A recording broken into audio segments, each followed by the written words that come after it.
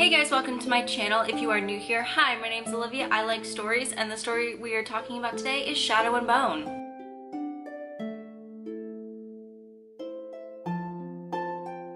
So yes, in case you haven't heard, the book series by Leigh Bardugo, Shadow and Bone, has been turned into a Netflix original series, and we are going to talk about both today because I fell in love. The internet made me do it yet again. I wasn't gonna read the book, I wasn't gonna watch the stupid show, and then I watched the trailer, and it all went downhill from there. And now we're gonna talk about the two because they excited me deeply. Spoiler alert, I liked them. Also spoiler alert because there will probably be spoilers in this video.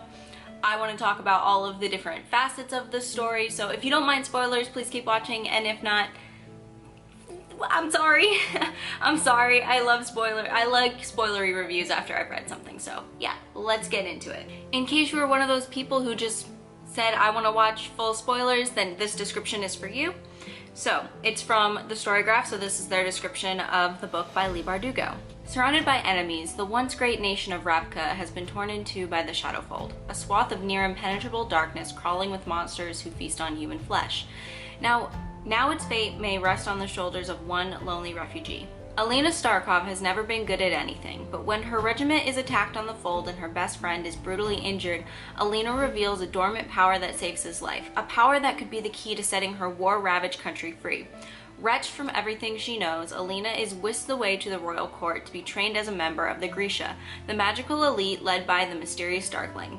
Yet nothing in this lavish world is what it seems. With darkness looming and an entire kingdom depending on her untamed power, Alina will have to confront the secrets of the Grisha and the secrets of her heart.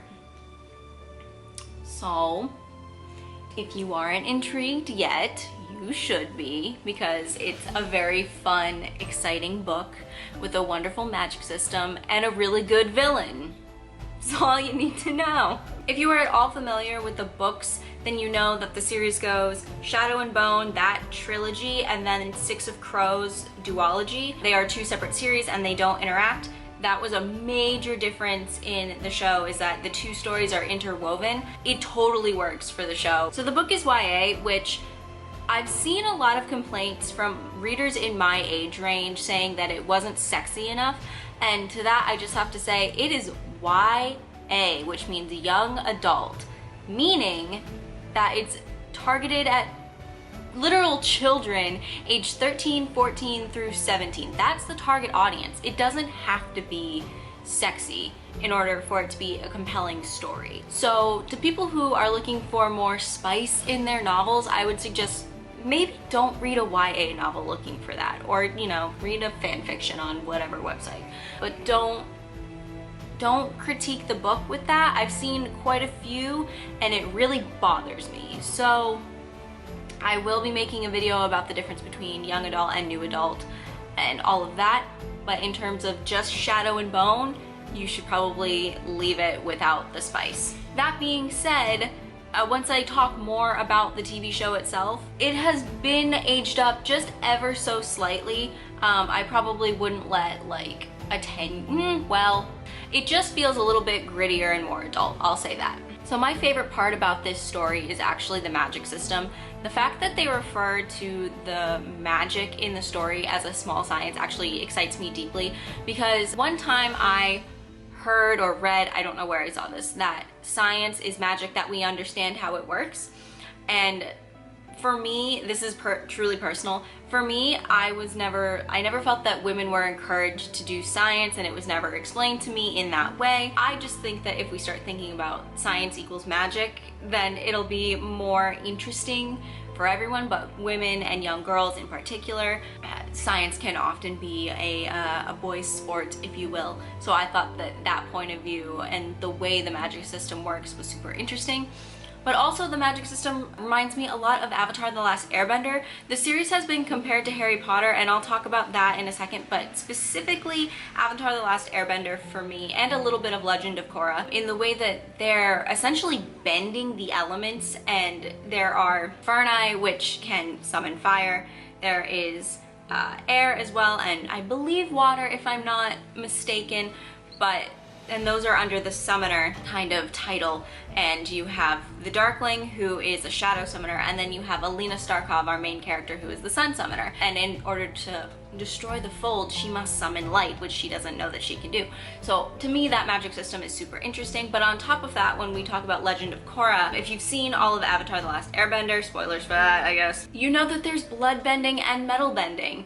And that is also, there are heart renderers who can control the blood benders, if you will. The fabricators, and I think there's another name for it as well, but they build like ships, amongst other things, and it's really cool, and that's what made me think of Avatar: The Last Airbender in the sense of the magic system. When I think about Harry Potter and this series, which it has often been compared to, for me, it's mostly because it is the chosen one trope. Alina Starkov and her friend Mal, those are our heroes, and they are just true North heroes. They're so straightforward, the good guys, which is fine. Like I said, it is a young adult novel, much like Harry Potter is, so when the tropes are, I don't want to use the word overdone, but are common, it doesn't bother me nearly as much as anything else. With that being said, I found Mal and Alina, at least in the book, to be very bland. It's not that I didn't enjoy this book, I did super enjoy this book. It's like a 4 out of 5 stars for me, 3.75 to 4 out of 5 stars. But yeah, it just seemed a little simple, and that's okay, because like I said, like for the 3rd time now, young adult can be simple and still enjoyable, and that makes it accessible for everyone else to read. And when you have a super interesting magic system, I have no problem with it. And to counter Mal and Alina, you have the Darkling, who, spoiler, is the villain of this story. Oh, it's just a good character and a good balance to Mal and Alina in the way that he actually, I don't know if I'm picking up on this because of the TV show, but to me he seems more morally gray, and I'll explain why I feel like I might be picking up something from the TV show. But he is this alluring, mysterious, dark-haired character, and usually I'm not one to fall for the villain, but I think when you have such straightforward main characters, I'm probably gonna go for the more nuanced character and villain, especially because I'm a little older. The villain is a little older, so I think that the complexity in his character speaks more to me and what I like to read. A lot of the stories, fantasy stories that I read, aren't necessarily about anti-heroes, but they're about heroes that are flawed. And currently, after only reading the first book, haven't read the rest, haven't even touched Six of Crows yet, it seems like our characters aren't flawed yet. Alina and Mal are, they have like this rough upbringing part of them where they fought with the other kids in the orphanage that they grew up, and they're kind of scrappy in terms of like they're in the First Army, which is the army that has been given scant, like nothing from the king, and they're not very well funded. So there is that element there. But I think that that element is something that the show did better, and I'll explain more, I guess. But something I did really enjoy, and that I always say that why books are better than TV shows or movies, is because when it's told from the first person, like Shadow and Bone is, you get all of the inner monologue, so you know exactly what a character is thinking, and you know exactly where their thought process is going to lead to. My stomach just growled. So I really liked that point of view coming from Alina, where it was far more, there's a cat coming in my bedroom, that point of view from Alina, where it was much more emotionally driven, whereas I feel like the TV show was more plot driven, and I like a really good balance. Sometimes I like more plot, sometimes I like more character development, but the first book, at the very least, I can say felt more emotional, and like this is clearly just the beginning. Now, the action sequences in the story were very thrilling, but they were kind of far and few between. It's really Alina adjusting and learning about the world of being a Grisha and her powers. So with that, that's how I felt about the book. Like I said, it wasn't my favorite, but I also really enjoyed the world building, and I thought it was great, and I'm really excited to continue the series. But now I want to talk about the TV show, and I'm gonna go out on a limb here and say that the TV show is just as good, if not better. In fact, it's probably better than the book, and I never say that. If anyone knows me IRL, you know how I get on my soapbox and I rant and rave about why the book is always better. it's really not the case in this one. So let's talk about the TV show. The TV show follows the Shadow and Bone trilogy and the Six of Crows series, where those characters never interact in the Grishaverse, but now their stories are intertwined and they interact, and it changes a lot of the events that happen, but it makes them much more thrilling and a little bit more dramatic. And I think if we didn't have the Six of Crows cutaways in the TV show, it wouldn't have been as exciting to watch and keep me binging it as, say, if we had just followed Alina and Mal and the Darkling in that point of view. That's why it's really good. Also, let's just talk about, so diversity in casting, especially in Hollywood, is something that I'm very passionate about. Hi, I went to film school and I chose not to go into production because of the Hollywood system. And this show actually did it really well. Like, I would say, I don't want to say that they did like the bare minimum, because this is something that we don't see normally, but like, look at this cast and look at how diverse and wonderful it is, and all of the actors did a wonderful job portraying their designated characters. So I have nothing bad to say about casting. I think it was all done wonderfully. They changed something. So Alina, who is played by Jessie May Lee, who just a gem, we love her.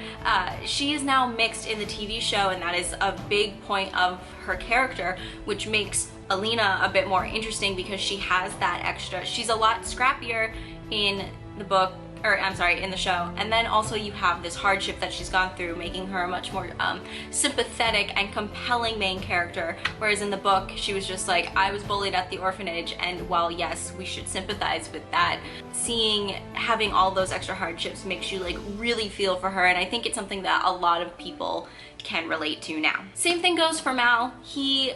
I think he's still not any mixed, or doesn't have to deal with any kind of discrimination like that. He was picked on in the books and in the TV show, which gives him that, but he's also a lot grittier, and we see his struggle in the army and like how he comes to grapple with his feelings for Alina, which we didn't see in the book because we never got his perspective in the book. We only got Alina's, and now we see things as he is tracking the stag and all of that, and he's writing her letters instead of her just writing him letters in the story. So really appreciated that. I'm liking Mal more. They certainly made him much more of a likable character. However, in terms of shipping, there are three relationships apparently in this story that are highly contested. There's Mal-Lena, which is Mal and Alina, Darklina, which is the Darkling and Alina, and then Nikolai, who I've yet to meet because I haven't finished the book series. I apologize.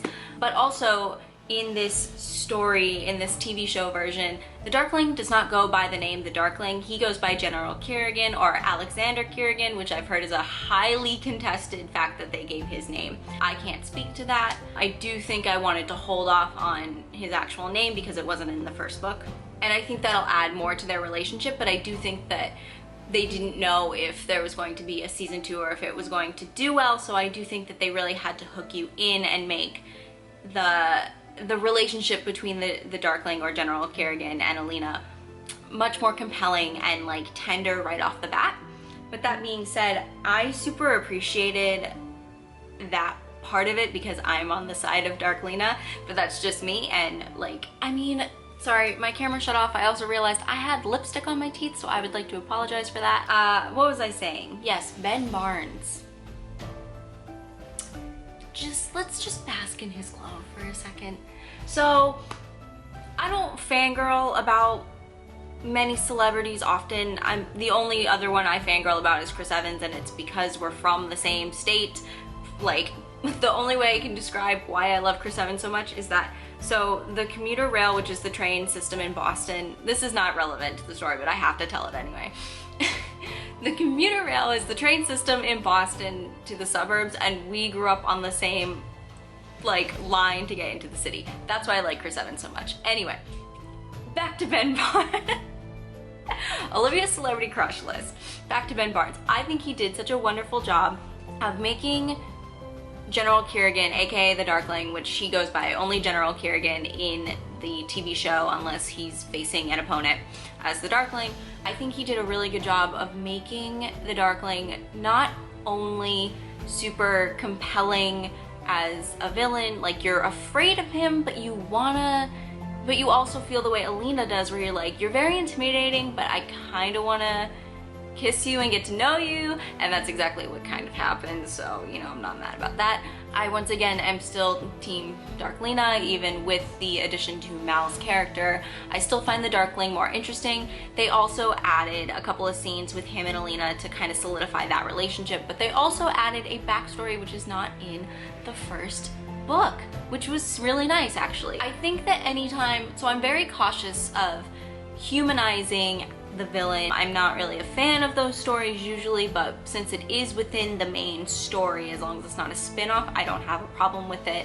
I think that what makes him even more interesting in the TV show is the fact that he is a protector of the Grisha because they are prosecuted for their magical powers, which is why, and he does it essentially by himself, or he feels like he has to do it by himself because he's the general of the Grisha army. And then Alina comes along, and she also has felt very alone her entire life because she's mixed race.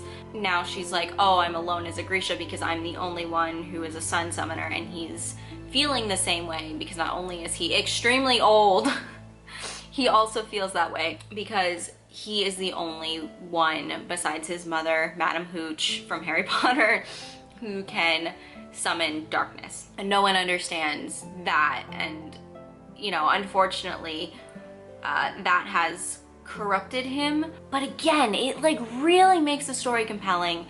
And because I find Mal so boring, I will continue to ship the problematic couple, which is fine because it's fiction and it's okay to ship problematic couples. The only thing I guess I really didn't like about the show was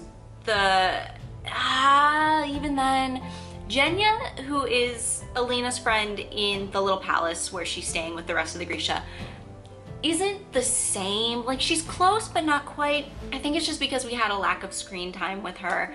And we get a hint of her backstory, which is what made her interesting in the books.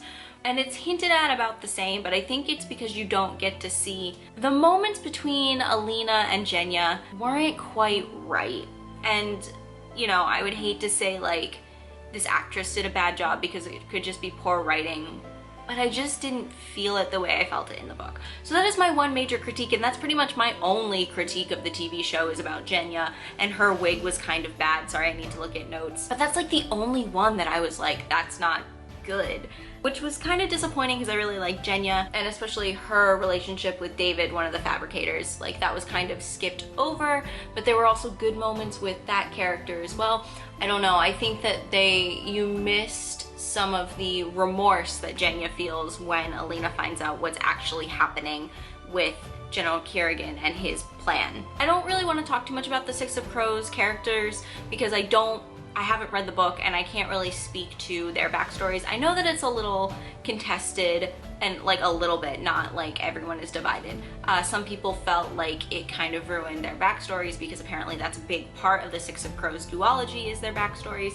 But for me, like I said, I really think that their cutaways really cut up the tension, and the way that the characters interacted were great. Also, shout out to all of the actors who played Inej, Kaz, Jesper, and Nina as well, who is from Game of Thrones, mind you. I was staring at her, and I finally had to Google it, and I was like, oh, I know who you are. She was in the episode, the last season of Game of Thrones, right after the Battle of Winterfell. She tries to seduce the Hound? Yes, the Hound. And then Podrick Payne shows up and things, you know, we all know what happens with Podrick if you're a fan of the show. What a G Podrick is. Anyway, not important.